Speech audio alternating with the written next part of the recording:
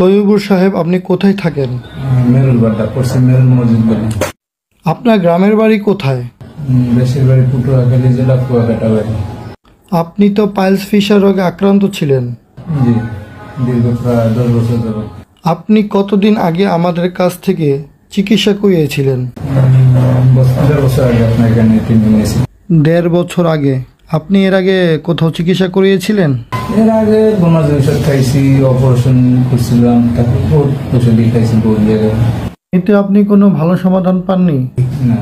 আমাদের কাছ থেকে চিকিৎসা নেওয়ার পর আপনার বর্তমান অবস্থা কেমন? হ্যাঁ, এখান থেকে চিকিৎসা নেওয়ার পর আমি আলহামদুলিল্লাহ সুস্থ।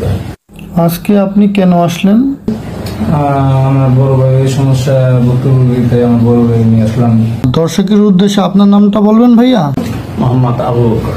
আপনি আজকে পাইলসের চিকিৎসা নিলেন, বেশি কষ্ট কি পেয়েছেন?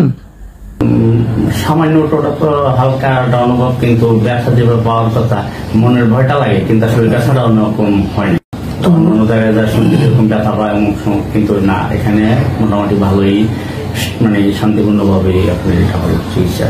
আমরা অনেক সময় অনেক বিভিন্ন জায়গায় হয়তো সঠিক এটা পাই না, চিকিৎসাটা পাই না, আমরা ভুক্তভোগী হিসাব করে যে জায়গায় খবর দেওয়ার জায়গায় যাই, তাহলে আমরা যে জায়গায় হয়তো বা উপকৃত পাবো, যে একজন থেকে জানবো, জানার পরে যে জায়গায় আমরা ফল ভালো পাই, আমরা আশা করি অন্য যারা আছেন, যারা এই রোগে ভোগে, হ্যাঁ, তারাও এই যাদের জানা আছে ওদের কাছে পরামর্শ নিয়ে আপনারা এই জায়গায় চিকিৎসা নেবেন।